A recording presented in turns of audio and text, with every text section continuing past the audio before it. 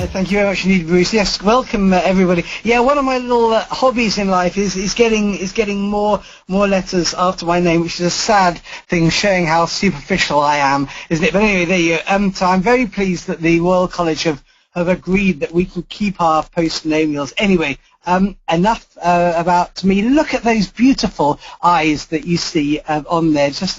I just think it's fantastic, the sort of views that we can get as we look into either the normal eye or the abnormal exotic eye. So we'll start off today. We're going to do rather than, I think we had rabbits, rodents, and reptiles. Actually, we're going to start off with reptiles and a few amphibians. We're then going to go on to raptors in the way of birds of prey and other birds. We're going to do reptile ophthalmology, avian ophthalmology, and then rabbits and guinea pigs to finish off the session. So we'll start off with as I say, reptiles. And actually, reptiles show you what I call the dichotomy of exotic animal medicine generally and ophthalmology perhaps particularly.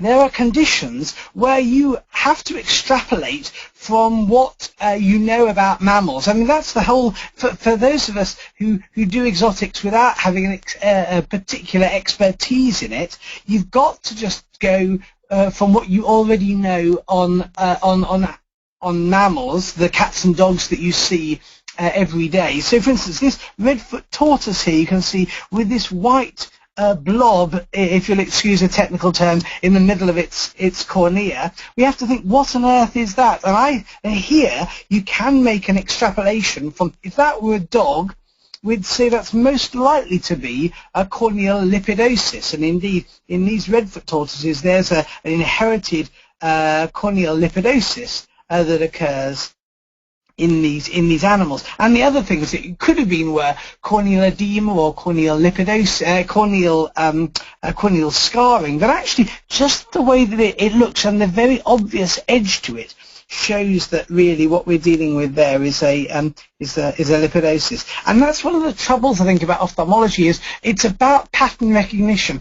Have you seen it before? And if you have seen it before, it's an easy diagnosis to make. If you haven't seen it before, can be quite difficult to come up with a list of differentials for the condition. So this morning we'll look through a lot of different patterns in exotic animal ophthalmology and try and show you what they are, so that when you see them again in the future, you'll know where to go from there. So there are conditions where you can extrapolate from what you know of the cat and dog, and then there are conditions where the differences mean that you need a completely new perspective on the condition. So here is a snake with what looks like a bulging eye.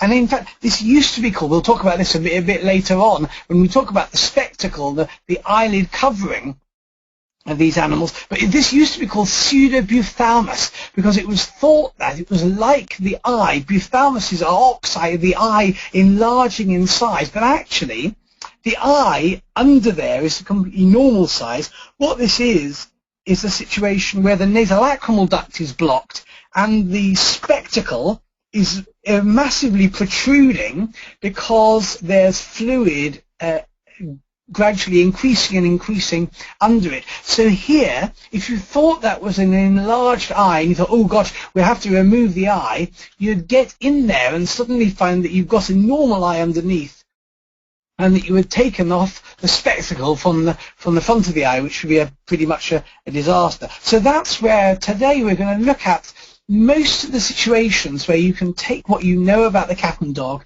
and then put it over into either the reptile or the raptor or the rabbit. But then there are others where you need a new perspective on the condition. So that's where we're going this morning. Where should we start? Well, maybe we should start with something like a common condition, like a corneal ulcer. So here's a little frog with a corneal ulcer, and there the extrapolation is: put a drop of fluorescein in, squeeze some water over to flush out any excess fluorescein, and there you've got the corneal ulcer really nicely shown there, just as it would be in the dog, except that there are differences because the eye is so bulgy and there aren't normal eyelids to close on this, so that it's much more difficult to get a corneal ulcer in an amphibian to heal than it is in a dog or cat. You could do a third eyelid flap in a dog or cat, but there isn't a third eyelid flap to do on a frog. You could put in some drops in a dog or cat without thinking about systemic toxicity, but the frog has such a permeable skin and is so small that if you put a drop in there, you've got to worry about a significant amount of the drug actually being absorbed into the frog. So if you put gentamicin into that eye, watch out that you haven't got a significant absorption of gentamicin that might give you a nephrotoxicity at the same time.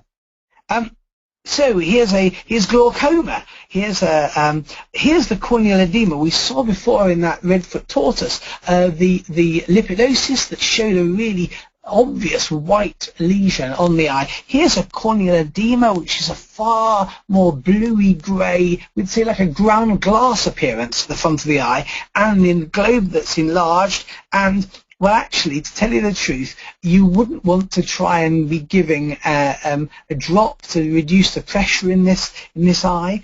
In fact, we don't even know what's the normal pressure in a frog eye. Gosh, that's an interesting little project for one of next year's students, isn't it? I don't know. I have no idea that anybody's ever looked at the intraocular pressure in a frog eye. Anyway, so you might say, oh, let's remove the eye. But if you remove that eye, here's a difference. If you remove the eye because you thought, oh, I'll extrapolate from what I do in a normal dog or cat, actually the frog needs both its eyes because the eye impinges on the dorsal border of the buccal cavity, so that if you remove an eye, suddenly you find the frog can't swallow properly, and you've got a frog that suddenly can't eat. So beware of extrapolating too far, even in situations where it looks very obvious that a glaucoma in a frog must be similar to a glaucoma in a dog or a cat.